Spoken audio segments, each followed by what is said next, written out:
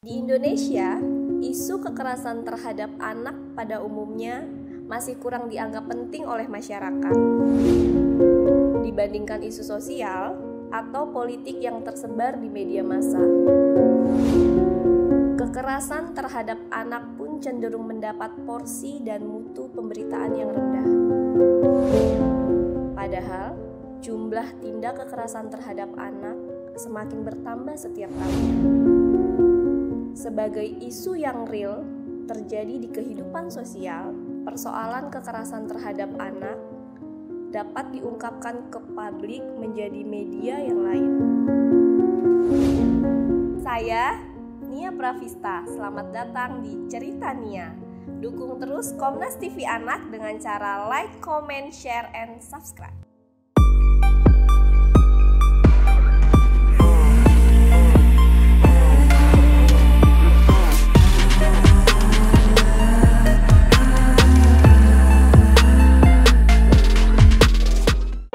Nah, di episode perdana Cerita Nia kali ini, Nia mau membahas tentang kejadian kekerasan seksual dan pembunuhan yang terjadi terhadap Yuyun yang saat itu berusia 14 tahun, warga desa Kasihkasubun, Kecamatan Padang, Ulak Tanding, Kabupaten Rejang Lebong, Bengkulu.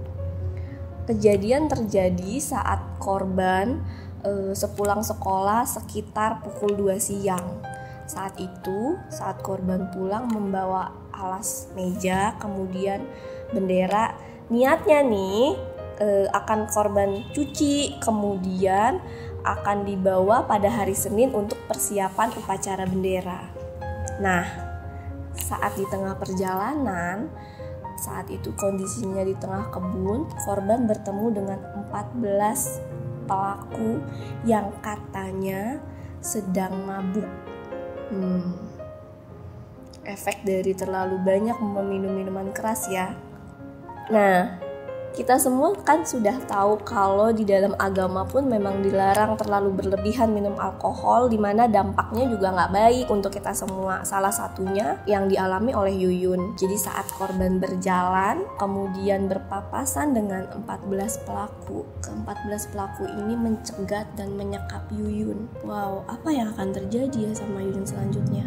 Kalian tahu, setelah itu Yuyun dipukul kepalanya menggunakan kayu, kaki dan tangannya diikat, lehernya dicekik. Kemudian dia mendapatkan kekerasan seksual yang dilakukan oleh ke-14 pelaku secara bergilir. Satu kejadian yang gak manusiawi dan saya gak bisa bayangkan ketika itu ada di posisi saya ataupun di posisi teman-teman semua. Korban tidak ditemukan hingga malam hari. Malam itu juga keluarga dan warga menggelar yasinan untuk mendoakan korban. Di mana sebenarnya posisinya? Semua keluarga khawatir mencari keberadaan Yuyun.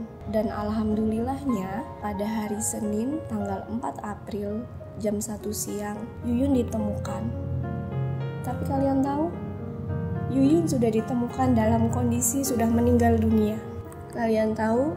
Yuyun ditemukan oleh DA, warga desa setempat, dalam kondisi sudah tidak bernyawa.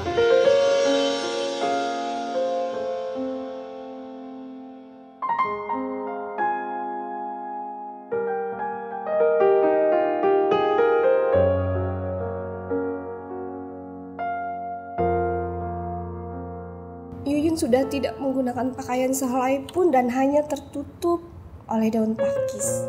Posisi badannya menelungkup dan tangannya terikat tali dari atas hingga ke bawah paha. Saat ditemukan, terdapat luka lebam dan pukulan pada mukanya dan tanda kekerasan pada kemaluan korban. Ditambah lagi, kondisi psikologis dari kedua orang tuanya dan saudara kembarnya sangat tertekan dan sangat trauma. Pada saat itu, lembaga yang ikut membantu proses kasus ini pun meminta aparat untuk mengidentifikasi ulang dan memastikan bahwa para terdakwa saat yang sedang menjalani proses persidangan terkait umurnya tinjau ulang. Apakah mereka benar-benar usia anak atau tidak? Kenapa? Supaya semua pelaku mendapatkan hukuman yang setimpal dengan perbuatannya, supaya mereka tahu bahwa apa yang mereka lakukan sangat memberikan dampak yang sangat buruk untuk keluarga, bahkan untuk hidup Yuyun yang kita nggak akan tahu dan kita nggak akan pernah lihat lagi. Karena pada saat itu lembaga yang memang membantu keluarga Yuyun meyakini tidak semua pelaku berusia anak sehingga mereka bisa dihukum dengan seberat-beratnya. Mereka juga meyakini bahwa wajah dari pelaku yang terduga bukan usia anak tidak cocok, tidak meyakinkan dikatakan sebagai anak-anak, dan mereka berharap supaya hukum ini jangan sampai diperalat.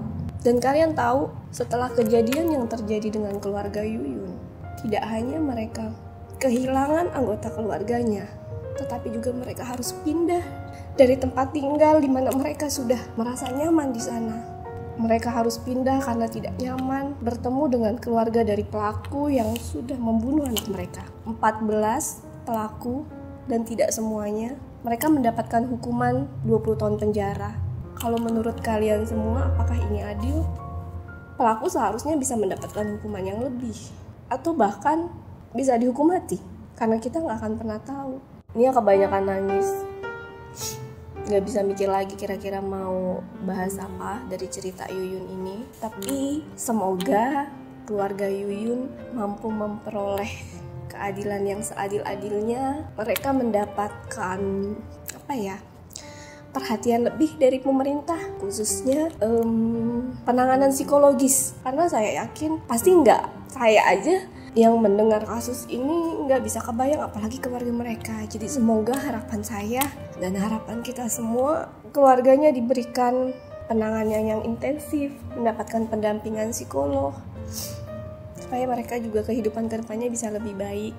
Oke, karena Nia juga sudah kehabisan kata-kata. Sekian dulu cerita Nia untuk hari ini. Harapan aku sih semoga ke depan nggak terjadi lagi kasus Yuyun yang sama. Jadi nggak ada Yuyun-Yuyun yang lain.